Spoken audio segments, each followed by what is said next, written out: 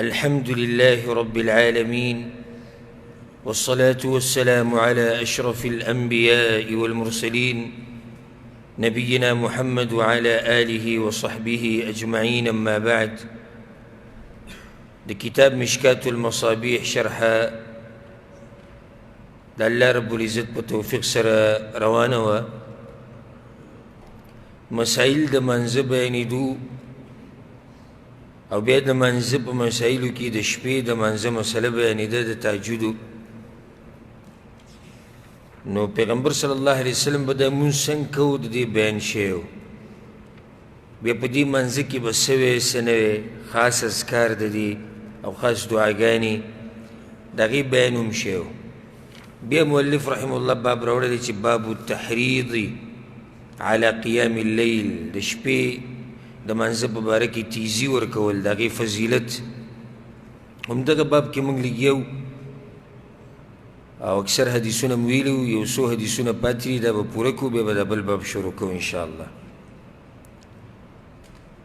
په دې باب کې په الفصل الثالث کې اولنی حدیث دی عن عبد الله بن عمرو بن العاص رضي الله عنهما. عبد الله بن عمرو بن العاص وی چې دیم صحابي دی او پلاریم صحابي دی. قال لي رسول الله صلى الله عليه وسلم، وی پیغمبر صلی الله علیه وسلم ما ته وی یا عبد الله، اے عبد الله، لا تكن مثل فلان،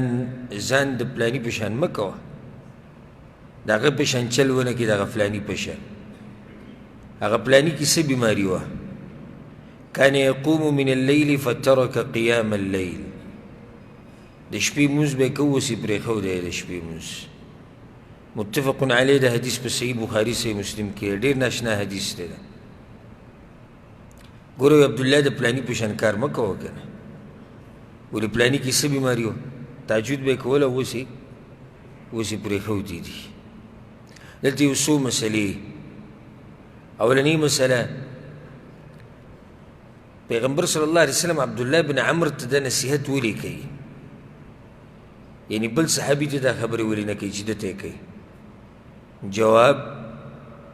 عبدالله بن عمرو ټوله شپه به یې تهجد کول. ځوان سړی و،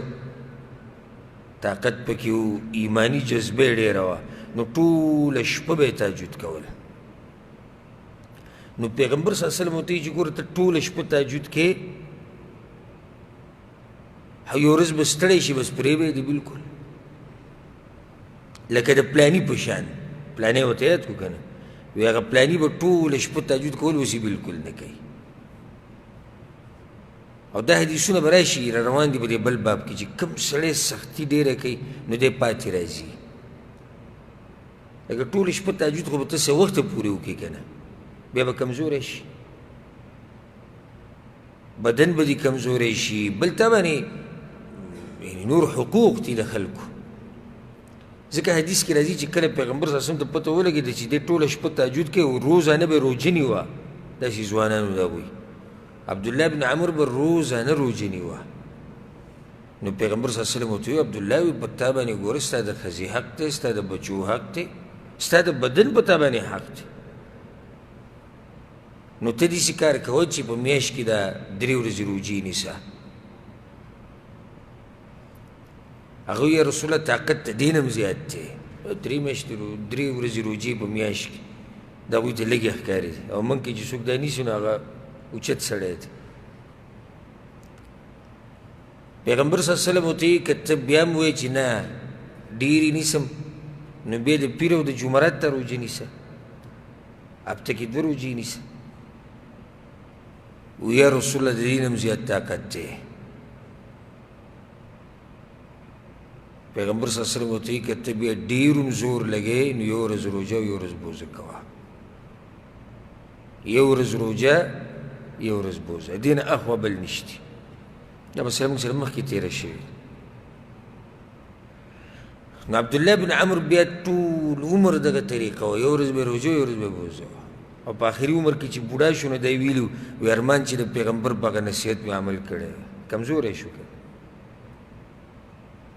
نو بیا به یې داسې چل کوو چې لس ورځې به روجې ونیوي، لس ورځې به بیا نه نیوي،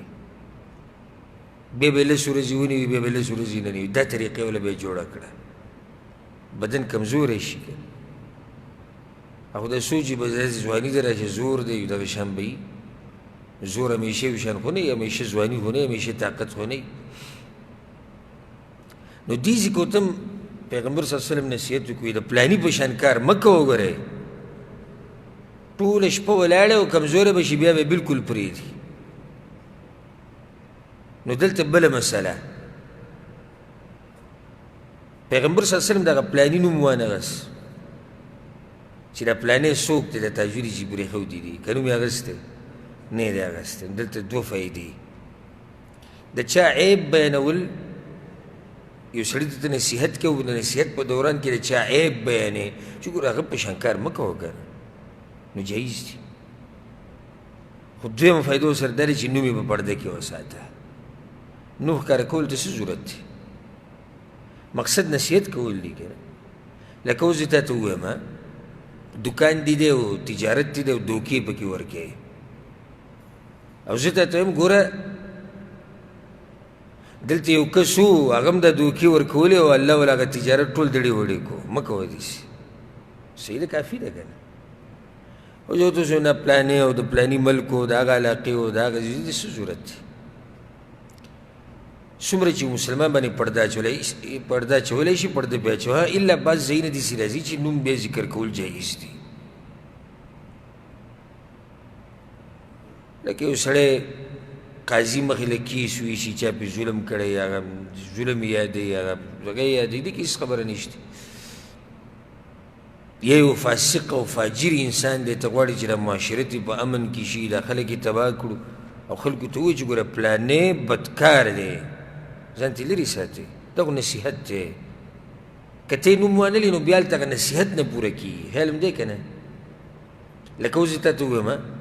چې یو کس دی نشهیز دی، ځان ته لرې ساته، او زیناکاروم دی والعیاذ بالله، نو ته به د چا نه ځان لرې ساتې؟ پلانې خو ته پېژنې نه.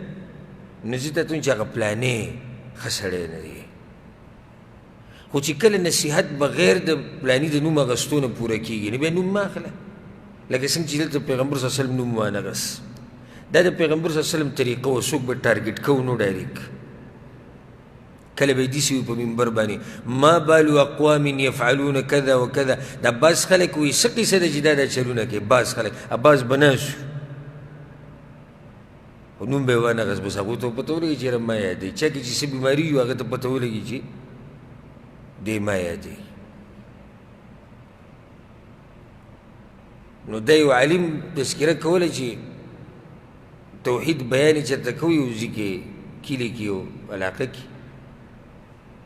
چې توحید دا دی او شرک دې ته وي او دې ته وي، بس هغه یو تصادر راوڅنډو راپاڅېد، ظالم زوی په ما پورې نښتی ځي چې ناس یې د شروع په ما کړې ده.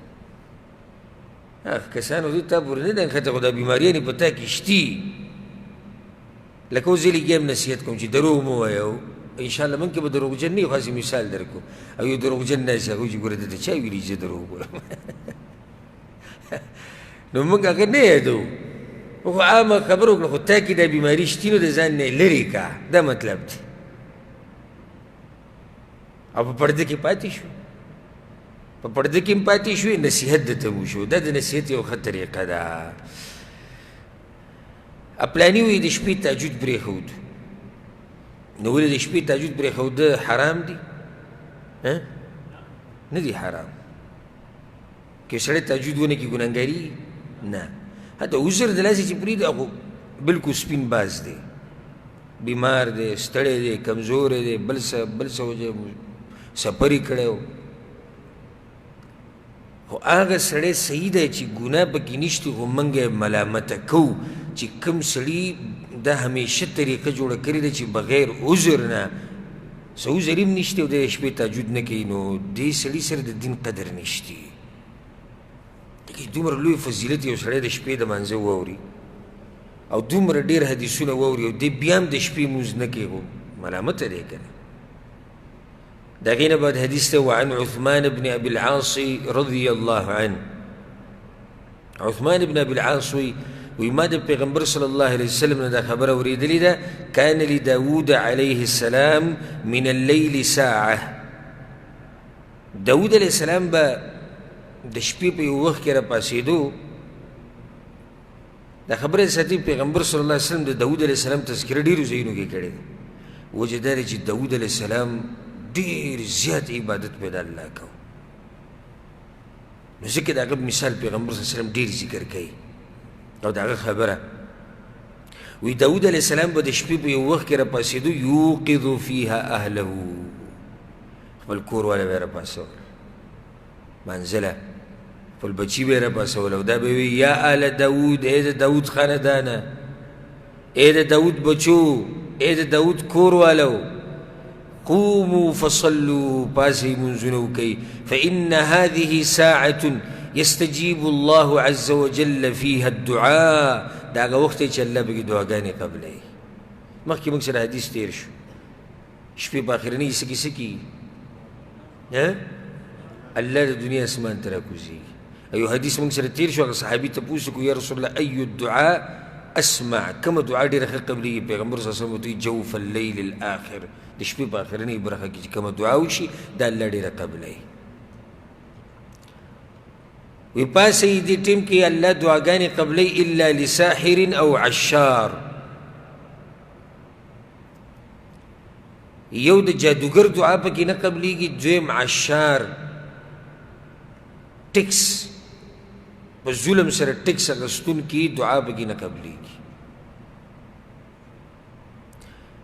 کافر خو دعا نه غواړي دا خو واضحه ده خو جادوګر خو ځان ته مسلمان وایي که نه خو دا خو لوی مجرم دی د جادو مسله موږ سره تېره شوې ده څو څو بیانونه پې موږ کړي دي دا د الله دشمن دی جادوګر کوډګر او پالګر او نجومي دا ټول یو شی الله د دوی منځونه او دعاګانې نه قبلوي عبادتونه دوی نه قبلېږي بل چې په زوره مسلمانانو نه ټکسونه اخلي او ظلم ورسره کوي د دې سړي دعاګانې هم نه قبلېږي یو خو هغه عشر دی چې په مال کې عشري ده یعنې شریعت ویلي چې دومره عشر به ورکې دومره حصه مال ده زکات دی د الله حق دی هغه نه دلته مراد هغه عشار نه دی مراد چې عشر اخلي دلته مراد په زوره د مسلمانانو نه په ظلم سره ټکسونه اخیستونکې د ده دعاګانې نه قبلېږي دا حدیث امام احمد راوړی دی خو په سند کې انقطاع ده انقطاع مطلب سند یو بل سره جوړ نه دی پوره خو دا مسلې د نورو حدیثونو نه ثابتې دي که نه د شپې ښځه راپاڅول بچي راپاڅول مخکې حدیث تېر شو تېر شوي درس کې چې پیغمبر صلی الله علیه وسلم ویل الله دې رحم وکړي په سړي دا مسله ثابته شوه د شپې دعاګانې ښه قبلېږي دا خو د ډېرو حدیثونو نه ثابته شو او دا خبره هم ثابته دی چې جادوګر چې عقیدې ګډوډې د هغه دعا به څه قبوله شي دغه شان عشار دا مسله په نورو حدیثونو کې هم راغلې ده خو دا حدیث سنداً منقطع دی وعن ابي هريره رضي الله عنه ابو هريره رضي الله عنه وی ما د پیغمبر صلی الله علیه وسلم دا خبره اورېدلې ده افضل الصلاة بعد المفروضه د فرض منځ نه بعد غوره مونځ هغه کوم یو دی واوره صلاة فی جوف اللیل د شپې په آخرنۍ برخه کې مونځ کول دا د فرض منځ نه بعد غوره دی غوره مونځ دی دا ځکه بعض علماو دا قول دی وایي د فرض نه بعد غوره مونځ هغه د شپې تهجد کولی دلیل پې دا حدیث دی امام احمد دا حدیث راوړی نو تا ته مؤلف رحمه الله وایي دغه غوره مونځ دی نه چې ته پاتې نه شي د شپې د الله ته ودرېده دا د فرض منځ نه بعد غوره مونځ دی وعنه رضی الله عنه دا د ابو هريره رضی الله عنه روایت دی دا ډېر خوندور روایت دی او اکثر ملګري به اول پې راوړي وی جاء رجل الى النبي صلی الله علیه وسلم یو سړی راغی په پیغمبر صلی الله علیه وسلم پسې وی ان فلانا یصلي باللیل یا رسول الله پلانې د شپې مونځ کوي د پلانې ذکر نه کو راوي پټې وساتو د شپې مونځ کوي فاذا اصبح سرقا سحر بیا غلاګانې کوي د شپې مونځونه کوي او سحر څه کوي غلاګانې کوي زمونږ هغه زر ووایي نو د دې عبادت څه پیدا شو عبادت پرېږده غلا پې نه پرېږدي څه پې پرېږدي عبادت پې پرېږدي لکه اوس سړي ګیره پرېښودې ده انسان دی کمزوری دی ګیرو والم زړی ګیرو والم انسانان دي او د بې ګیرې به زر ووایي نو دې ګیرې څه پیدا ستا دوکه ورکړه لکه ګیرې خو دوکه نه ده ورکړې خو د انسان دوکه ورکړې ده ګیره خو په خپله څه کوي بلکې چې ګیره پرېږدي نو الله یې د ډېرو ګناهونو نه لرې ساتي ځکه چې دی بیا دا وایي چې یاره د ګیرې سره دا مناسب نه دي دغه مناسب نه دي نو ته پې عمل پرېږدي هغه عبادت پې پرېږدي عبادت پې مه پرېږده هغه ګناه پې پرېږده وایي د دې ګیرې څه پیدا چې ته غلا کوې داسې ووایي نه نه داسې ووایي د غلا مه کوه ګیره خو ډېر ښه کار یې کړی چې پرېښودی ده اوس دا سړی د شپې تهجد کوي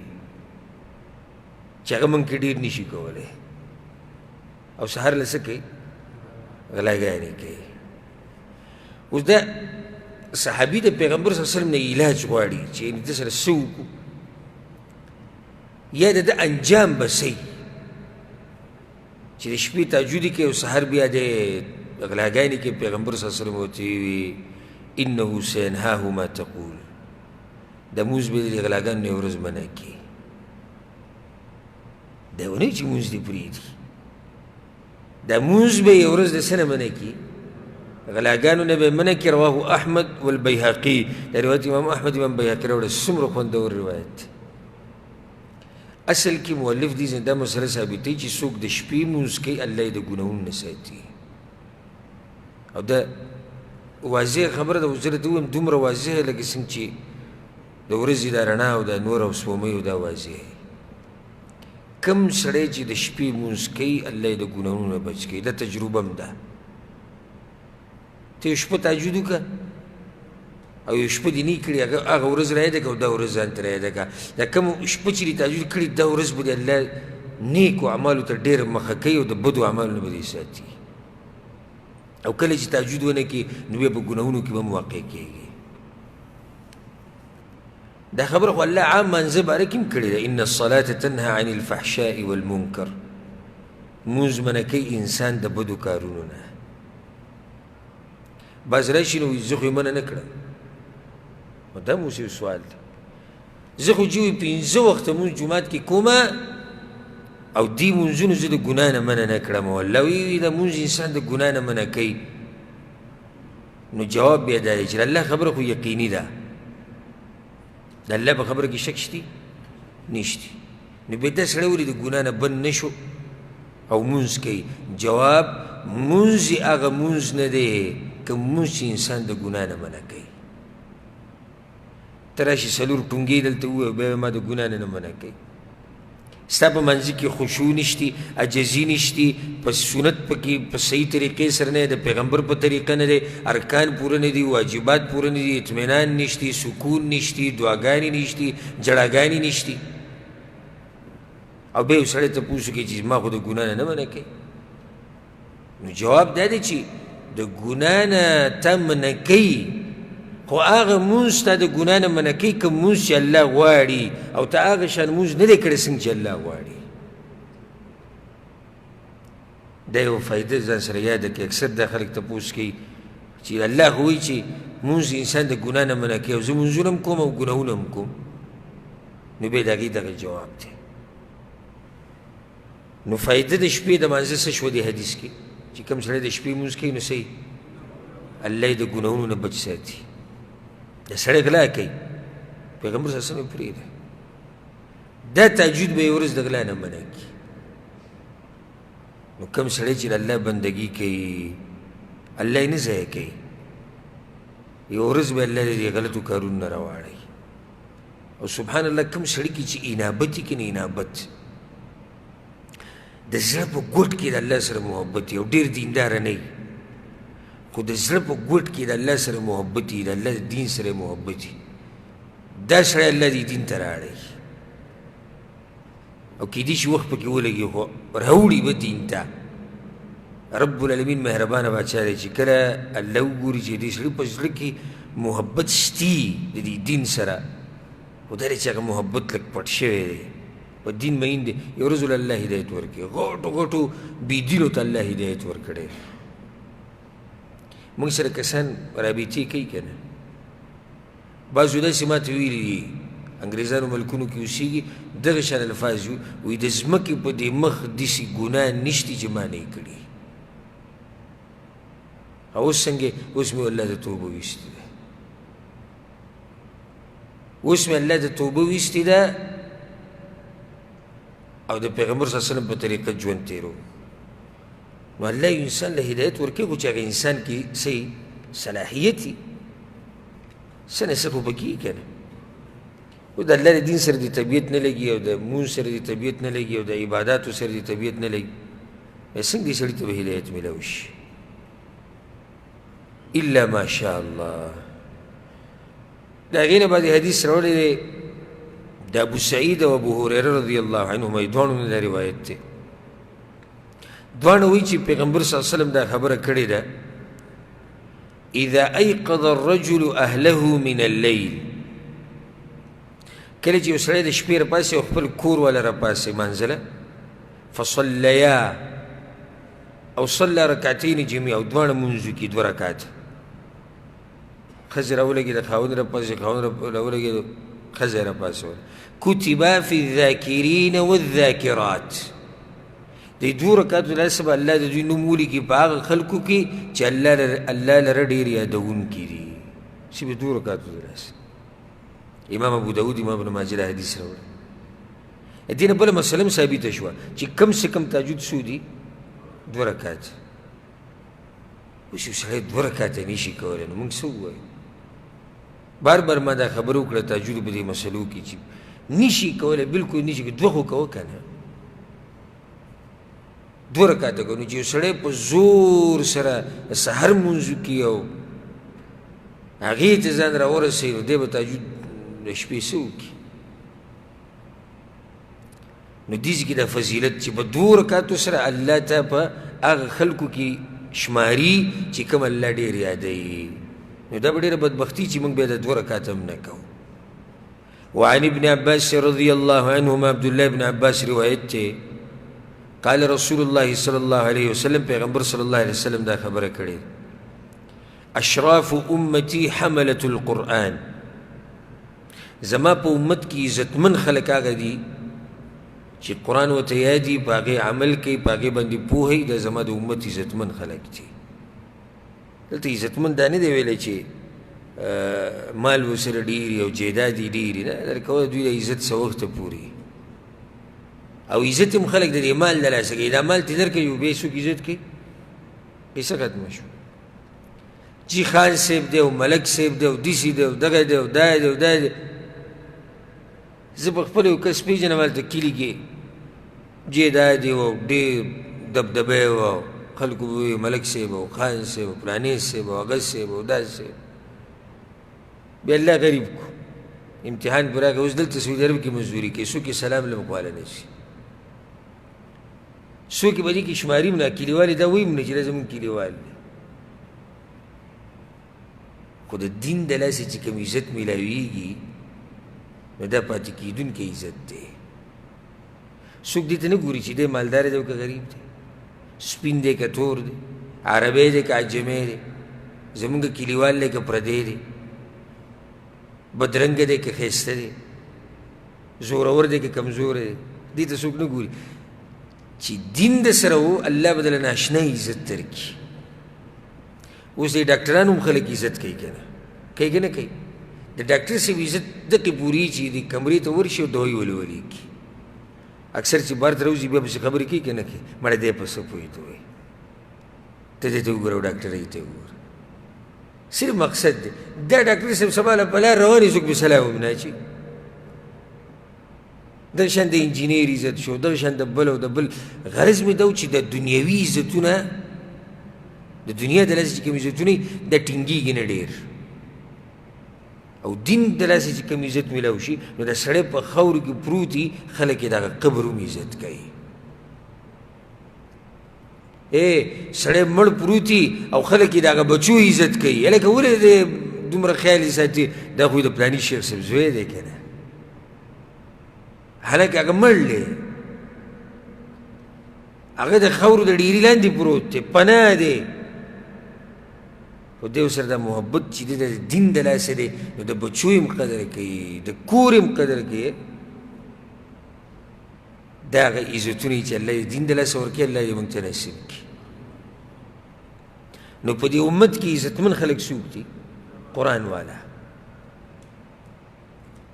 قرآن والا څه مطلب چې په قرآن پوهېږي په تفسیر په ترجمه په معنا یاد یې ورته عمل پې کوي دا ټولې خبرې پکې د عزتمند دي صرف ګوره په دې کار نه کوي چې صرف یاد کړی یا صرف ناظره وایي نه نه یادوي یې وایي یې ترجمه یې کوي تفسیر باندې پوهېږي عمل پې کوي او ټول نه هم خبره عملي کوي بیا دا خلک عزتمند دي واصحاب اللیل او دویم عزتمند خلک شپې والا شپې والا څوک دي تهجد والا پیغمبر صلی الله علیه وسلم دا ډېر عزتمند خلک دي دا حدیث امام بیهقي راوړی سندن کمزوری دی خو نور روایتونه دا مسله ثابته ده څنګه یو روایت کې داسې راځي پیغمبر صلی الله علیه وسلم ان لله اهلین په دې خلکو کې بعض خلک د الله خاص خلک دي د لوی عزت دی اوس د الله خاص خلک دي صحابه کرام یا رسول الله ومن هم یا رسول الله دا څوک دي یعنی په خلکو کې د الله خاص خلک دا به هم څوک دي که دا څوک دي وی اهل القرآن قرآن والا اهل الله د الله خاص خلک دي یعنی علماء پوهه خلک او حدیث کې راځي شرف المؤمن قیامه باللیل د مؤمن عزت د شپې په تهجدو کې دی وعزه او د مؤمن عزت په څه کې دی د خلکو نه په بې پرواهۍ کې د شپې تهجد چې کې الله به دله قدر درکوي قدرمن به یې په دې امت کې او بل د خلکو دې لاسونو ته چې نه ګوري نو عزتمن به یې کوم سړی چې سوالونه ډېر کوي او یو ته ګوري او بل ته ګوري او د مال د لاسه یو ته کښېني پاسي او بل ته کښېني پاسي دی ذلیل یې ټول عمر خو چې کله ته د خلکو نه ځان بې پروا کړې او رابطه د الله سره مضبوطه کړي نو الله به دله عزت درکړي په دې باب کې اخرنی حدیث دی وعن ابن عمر عبدالله ابن عمر وایي ان اباه عمر بن الخطاب رضی الله عنهما د خپل پلار باره کې خبره کوي د عمر بن الخطاب كان يصلي من الليل ما شاء الله وی زما پلار عمر به د شپې راپاڅېدو او څومره چې به الله غوښته دومره مونځ به یې وکړو ولاړه به حتى اذا كان من آخر الليل بیا د شپې په د اخرنۍ حصه کې به یې څه چل کوو ایقظ اهله للصلاه نو خپل کور والا به یې راپاڅول لمانځله بچي به یې راپاڅول ښځه به یې راپاڅول یقول لهم الصلاة اواز به وکړو مونځ وکئ مونځ او بیا به د آیت وي چې سورة طه کې دی وأمر أهلك بالصلاة الله پیغمبر ته وي امر وکړه خپل اهل ته د مانځه واصطبر علیها او په دې باندې صبر کوه ځکه دا صبر غواړي لا نسألک رزقا موږ ته رزق نه غواړو نحن نرزقک الله وي رزق به درله زه درکوم خو ته بچو ته د دین خبره کوه د امام مالک دا حدیث راوړی دلته دا مسله ثابته شوه مؤلف ته وایي وی د شپې په خپله مونځ کوه د خپل کور والا به راپاڅوه بچي راپاڅوه ښځه راپاڅوه مانځله دا مسله موږ سره تېر شوي درس کې تفصیلا تېره شوې بیا دلته دا چې د شپې په اخرنۍ برخه کې به بچي راپاڅول وجه دا و چې زنانه کمزوري د سړو په شان طاقت خو نه وي که نه نو عمر بن خطاب به په خپله ډېر اوږد مونځ کوو د ډېر وخت نه به ولاړ بیا د اخرنۍ حصه چې کوم کې الله دنیا اسمان ته راکوزېږي دې کې به بیا بچي راپاڅول د آیت به ورته دې دپاره وي ولې به د آیت وي دا به ورته دې دپاره وي چې ګوره تاسو راپاڅوم د دې دپاره ځکه چې د الله امر دی د دې دپاره م راپاڅوم الله پیغمبر ته وی امر وکړه خپل اهل او عیال ته د مانځه دا موږ ټولو ته ګوره دا نصیحت دی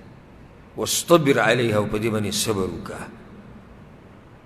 بچو ته دین خو د محنت غواړي بچو ته د منځه ویل د دینداري ویل د محنت غواړي نو په دې محنت باندې به صبر کوي الله وایي صبر به کوي صبر لکه څنګه چې ته بچو ته دنیا ښیې په هغې باندې څومره سختي تیرې سختي که نه تیرې په لکاو ریالونه ولګوي د دې دپاره چې دا بچی څه شي مخکې شو د ریالونو پیدا کول اسان کار دی خو صبر یې کړی دی سخته تیرې زه یو کس پیژنم دلته و او دی خوښ شو چې زما دا زوی دلته په دې فوټبال په دې ټیم کې چېرته ورننوځي نو یوازې د دې دپاره هغه 3.5 لاکه ریاله لګولي وو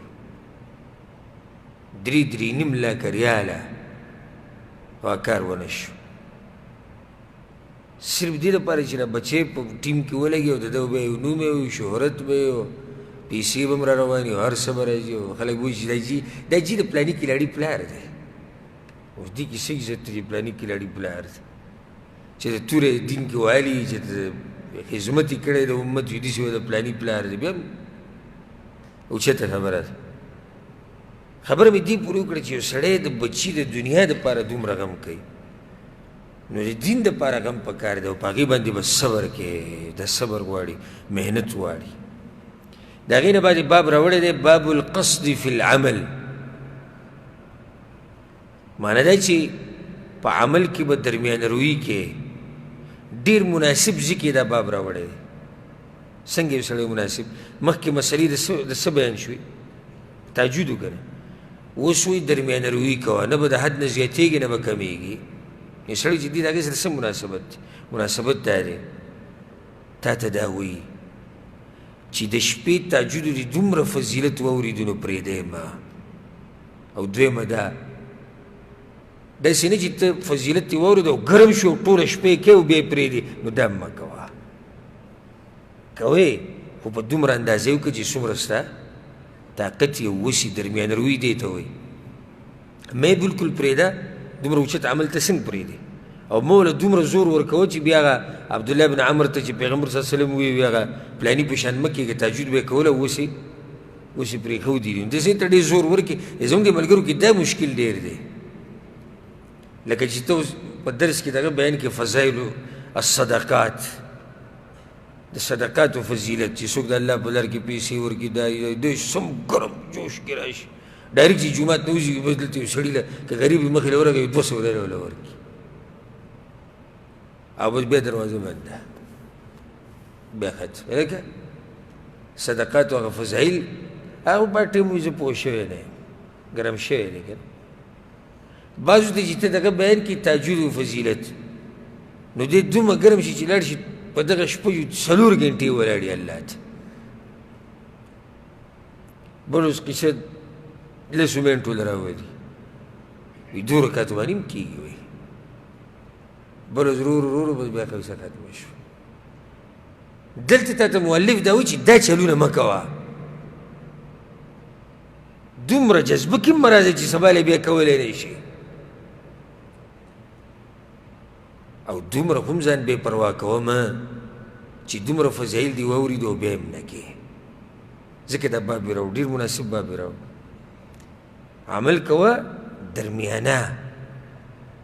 مه زیاتې کوه مه کمې کوه الفصل الأول کې حدیث راوړی دی عن انس بن مالك رضي الله عنه انس بن مالك وی كان رسول الله صلى الله عليه وسلم يفطر من الشهر حتى يظن ان لا يصوم منه پیغمبر صلی الله علیه وسلم بکل نه کړه په یو میاشت کې دومره ورځې پرېښودې روژه به یې نه نیوه بوزه به یې وه تر دې چې زموږ به دا ګومان پیدا شو چې پیغمبر صلی الله علیه وسلم به دې میاشتې له بلکل روژې نه نیسي کله به دا طریقه وه د پیغمبر صلی الله علیه وسلم ویصوم او کله به په یو میاشت کې روژې شروع کړي حتی یظن ان لا یفطر منه شیئا زموږ به دا ګومان شو چې دا ټوله میاشت کې څه روژه ده درمیان روي ګوره کله دې سم چې روژې پرېښودي دي صحابه کرامو ګمان وکړي موږ وایي که څه دې میاشتې له یې نه نیسي او کله به یې دومره ونیوي چې ګمان به هغوی څه وکړو چې که څه دې میاشت له ټوله روژې کوي وكان لا تشاء أن تراه من الليل مصليا إلا رأيته ولا نائما إلا رأيته. کتا دا غوښته چې د شپې پیغمبر ویني په منځه باندې نو وبه لیدو په منځه باندې، او کته دا وایي چې اینه مې په دې چې اوده نو اوده به هم ویني. یعنې د شپې مونځ هم کړی دی او د شپې خوب هم کړی. دا حدیث امام بخاري راوړی. حدیث ته راوړو مقصد څه دی؟ چې داسې کار مه کوه ټوله شپه ته په منځه ولاړې، ځان سره زیاتی مه کوه، د بدن په تا حق دی، د بچو په تا حق دی. نو څه کوه؟ مونځ هم کوه، خوب هم کوه. او داسې هم مه کوه چې بلکل خوبونه کې، نه نه، مونځ کوه. نو ته د دوو خبرو په منځ کې شوې، ټوله شپه مونځونه کول نه، داسې مه کوه، بلکل نه کول نه، داسې هم مه کوه. نو څه کومه؟ مونځ هم کوه، خوب هم کوه. روزانه روجه نیوه؟ نه. بلکل نه نیوه؟ نه. نو څه وکړمه؟ کله روجه کله بوزه. پیغمبر صلی الله علیه وسلم طریقه ده که نه؟ د تاسو واورئ. نو ډېره خوندوره مسله ده دا، ډېر خواږه حدیثونه دي. الله دې زمونږ حشر د پیغمبر صلی الله علیه وسلم سره وکړي چې دومره خوږې خبرې کړي چې انسان به څومره خو وکړو. او ورب الکعبه زما دا مقصد دی، زما د دې دعوت سیم چې دا خلک وتړلی شي د قرآن او حدیث پورې. زمونږ د پښتانه ګوره د اوسه پورې اکثر د حدیث نه خبر هم نه چې د حدیث څه ته وایي، د سره خبر هم نه. باید چې ته یو نیم ته به یو حدیث یاد و، هغه به م صحیح په حدیثو منګړل څه ته یو ملا صاحب نه به اورېدلی. اوس الحمدلله خلک پوه شو چې بهی مصدر خو اصل د دین قرآن او حدیث دی. حدیثونه د پیغمبر خبرې ډېرې خوږې دي. ګوره د الله خبرې ډېرې زیاتې خوږې دي، بیا د پیغمبر صلی الله علیه وسلم خبرې هم ډېرې خوږې دي. یعنې تجربه یې کوي. د الله د خبرو خو شان جدا دي. موږ د قرآن څو پیرې وایو، زړه دې تنګېږي، زړه پې مړېږي؟ نه، دا د الله خبرې. یعنې ته د انسانانو یو کتاب راواله چې سوچه د انسان پکې خبرې کړي او قصې کړي، یو پیر به وي، دوه پیر وي، درېم پیر به دیوال له راواچوه، درکه تنګېږي. خو قرآن چې ته څومره وایې داسې ښکاري لکه ته چې اول پیر وایې. په دې مونځونو کې په مخه د امام قرآن نه وایي، د شاته خلک یې په مخه اوري نه، یو هم نه تنګېږي. ولې ځکه دا خبرې د چا دي؟ خبرې د الله دي. دا شان بیا د پیغمبر صلی الله علیه وسلم خبرو کې ځان له خوند پروت دی. خو په دې هغه څوک پوهېږي چې چا د حدیثونو سره وخت تېر شوی و، چې دی 8 کاله مدرسه کې تېر کړي، 7 کاله 7 درجې ورته دغه ووایي د فقه او اصول او فلانی کتاب او علانی کتاب، او اخرنی کال چې کومي په هغې کې ورته د حدیثونو د ټول کتابونه ووایي. دا موږ د دې مشکات دا درسونه شروع کړي د تقریبا 3 کاله به کېږي، ایله بله یو څو حدیثونه وویلي په 3 کالو کې. یو کتاب کې لګیا و او هغه علم د طهارت مسلې بیان کړه، اوس د مانځغه او مانځغه لا نیمې ته هم نه ورسېدلي، 3 کاله پکې تېر شو. او دا د ځوان زوی د حدیثونو د شپږ کتابونه نه دي، بخاري، مسلم، سنن ابي داود، سنن ابن ماجه، سنن د امام ترمذي، امام نسائی. دا به دې د شپږ واړه کتابونو دا له پرېږده، موطا د امام مالک او موطا د امام محمد، هغه به ورسره هم په دې یو کال کې ووایي. نو دی په حدیثونو څه پوه شي؟ نه، مونږ خو پته ده، مونږ خو دوی نه خبر یو. دا لکه اوس د انس بن مالک دا حدیث چې مونږ کوم ووایي چې پیغمبر صلی الله علیه وسلم به روژه مو بوزم. دا حدیث وګوره، عن انس رضی الله عنه کان رسول الله یفطر من النهار حتى يظن الله يصوم منه ويصوم حتى يظن الله يفطر منه، وكان لا يتجاوز تراه من المصلين الا رايته ولا نائما الا رايته، رواه البخاري. رواني ته څه وایې؟ ته به څه پوه شوې؟ وایي نه، زه په خپله هم نه یم پوه. ابي په خپله هم نه دی پوه چې له دې وایي څه. او استاذ هغه شاګرد ګوري پکې چې د چا سپیډ تېز شي. ځکه هغه یو عالم خبره کوله، وي کراچۍ کې یو عالم و، د سیند و که د پنجاب و، دوی شیخ الحدیث لقب اسان کړی، شیخ الحدیث ورته وي. وی هغه به وایي زارېږي د پښتنو نه، پښتنو طالبانو نه زه خوشحاله یم. ولې وایي د دوی داسې سپیډ دی که نه، داسې سپیډ دی په کتاب ویلو کې چې نه پې زه خبر شم چې داسې ویلي او نه دی خبرې څه ویلي. او بیا په اخره کې ورته هغه پټکې تاو کړي، لیدلی مې که نه، اجي فارغه شوی ده، بیا ورته میلونه واچي او بیا شهادې راوړي او دا ګټر درز دروز داسې سړی فارغه شوی دی. څه شي دی فارغه شوی دی؟ نه مدرسه تی فارغه شوې ده، جامعات تی فارغه شوی دی سړی راغلی، په حدیث نه پوهېږي، په قرآن نه پوهېږي، به دا کیسې کې پلاني صاحب به دا وي او پلاني صاحب به دا وي او رحمت الله علیه او بزرګ او دا کیسې کې بیا راشي هغه ټول قوم او کلي تباه کړي په کیسو باندې. الله دې زموږ په حال باندې رحم وکړي. د هغې نه بعد حدیث ته وعن عائشة رضی الله عنها قالت، عائشة رضی الله عنها وی پیغمبر صلی الله علیه وسلم دا خبره کړې ده، احب الاعمال الى الله ادوموها وان قل. دا حدیث امام بخاري امام مسلم راوړی دی، په دې کې دا دي وایي د الله هغه عمل ډېر خوښي چې همیشه یي اگر که لګي. علم دی د الله کوم عمل خوښ دی؟ همیشه. دی نه دي وایي چې د الله ډېر عمل خوښ دی. قرآن کې الله دا ویلي دي، وایي زه امتحان راولمه لنبلوکم ایکم احسن عملا، چې زه وګورم چې راښکاره کړم په تاسو کې ښایسته عمل والا. دا یې ونه دي وایي چې اکثر عمله ډېر عمل والا،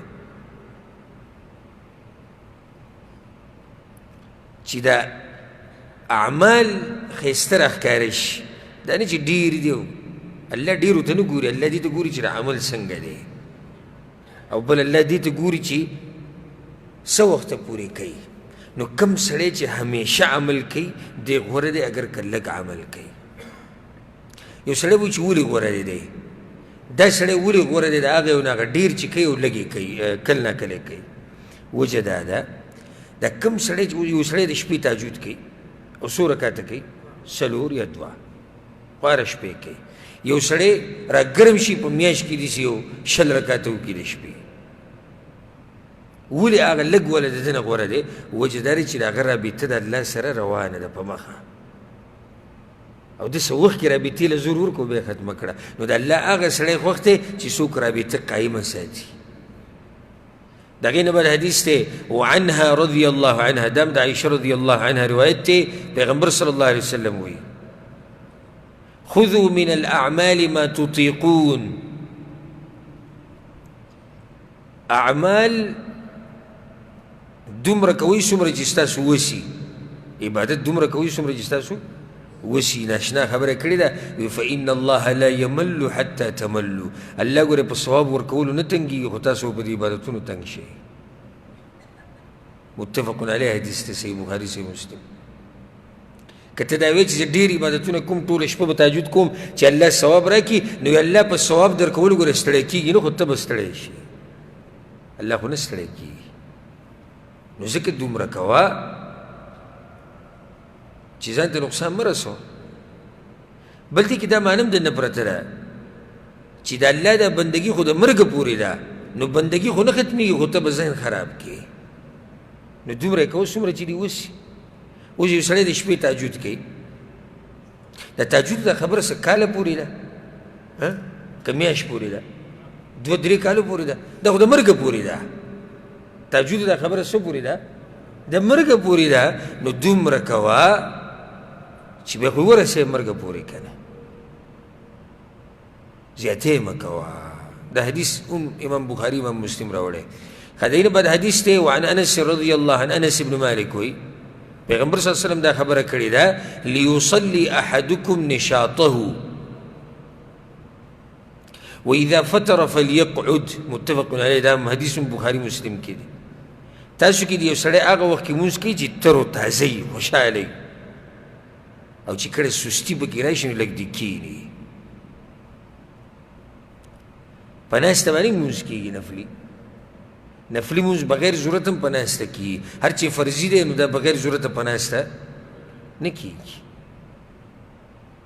پیغمبر صلی الله علیه وسلم د شپې مانځه کې لازم نه ته ټول ولاړې،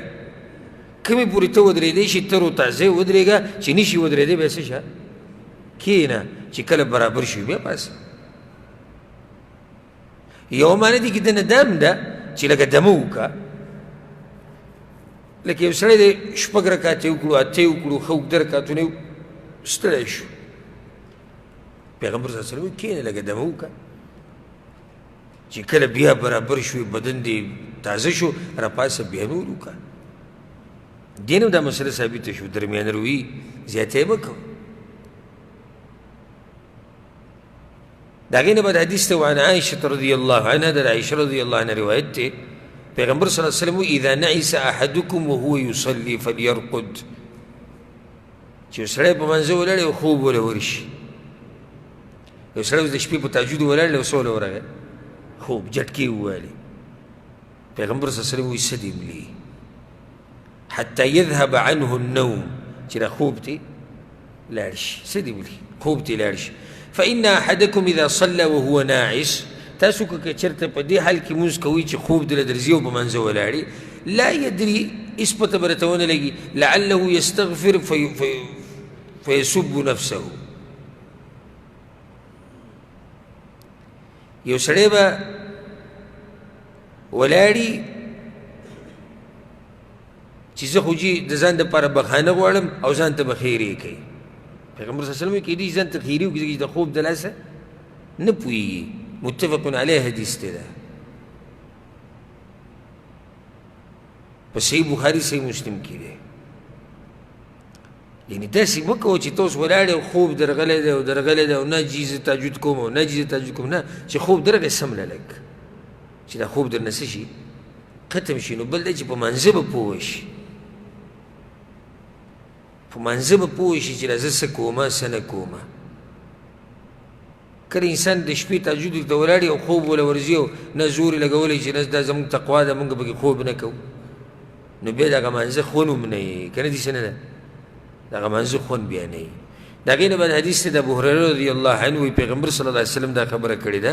ان الدین یسر دین اسان دی دین څه دی اسان دی و دې ګوره دا مطلب نه چې دین اسان دی یو مونځ مه کوه او دغه یو حدیث یاد کړه لکه جومات کې نه وي مانځه کې نه وي دین خو اسان دی روجې نه نیسي دین خو اسان دی تلاوت نه کوي دین اسان دی هر څه پورې دین اسان دی نه دین اسان دی مطلب